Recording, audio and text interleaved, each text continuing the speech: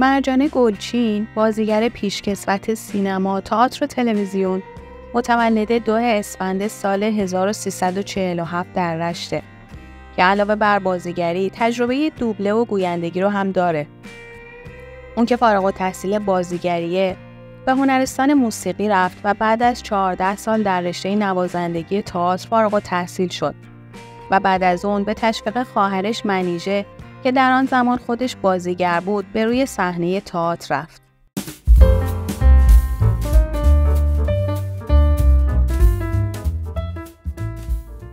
مرجان گلچین در 19 سالگی با بازی در سریال آینه پا به تلویزیون گذاشت و بعد از اون به تئاتر و سینما راه پیدا کرد و فعالیت خودش رو شروع کرد.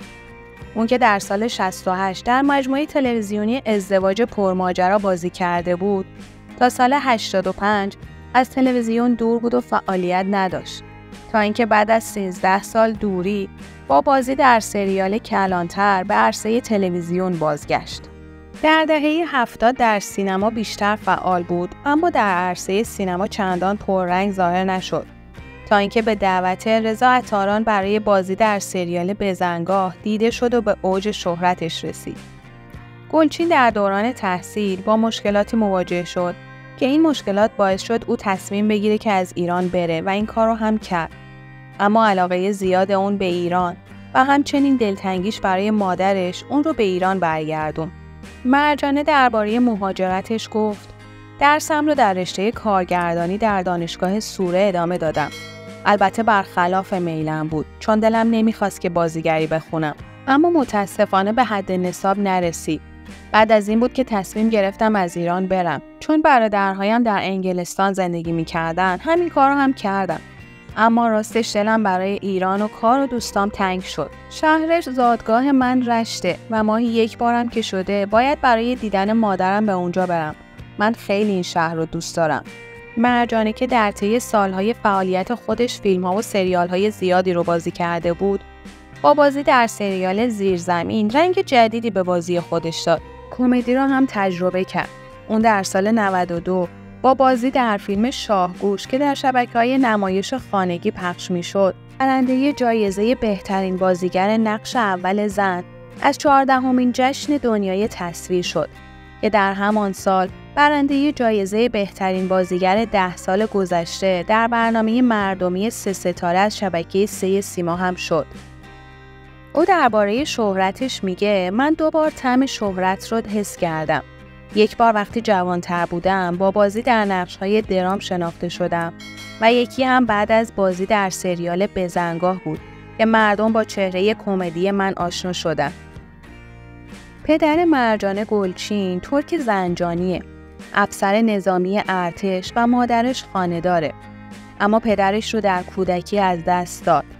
اون که فرزند آخر خانواده است، 2 خواهر و 3 برادر بزرگتر داره. منیژه خواهر مرجانه که اون هم در دنیای موسیقی و بازیگری فعالیت داره و با مرجانه در زمینه موسیقی همکاری میکنه. اون که دختر عموی زنده یاد نادیا گلچینه و همچنین برادرزاده نادر گلچین از خوانندگان به نام سنتی کشورمونه.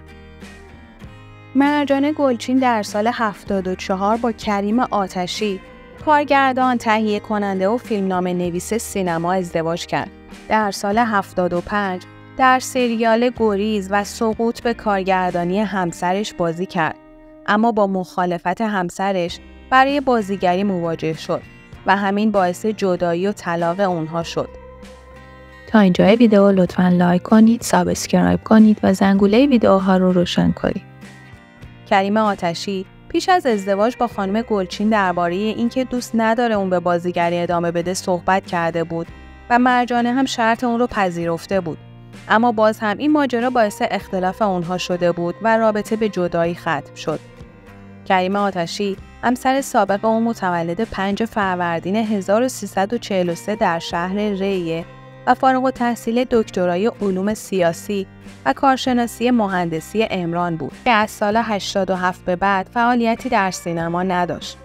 اونها در دوران زندگی با هم صاحب فرزندی نشدند، اما مرجان گلچین در پاسخ به اینکه چرا مادر نشده میگوید: دلیل این تصمیم این بود که من عاشق کارم بودم و این با مسئولیت مادری در تضاد بود بچه رسیدگی و پرستاری می‌خواهد و من نمی‌توانستم به بهانه کار فرزندم را رها کنم.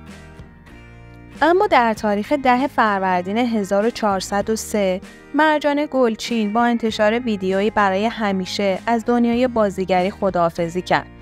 6 سال در یک حرفه کار کردم و بعد یه دفعه تصمیم رو گرفتم که دیگه میخوای باهاش خداحافظی بکنی. او در این ویدیو گفت: سلام بر هموطنان جان.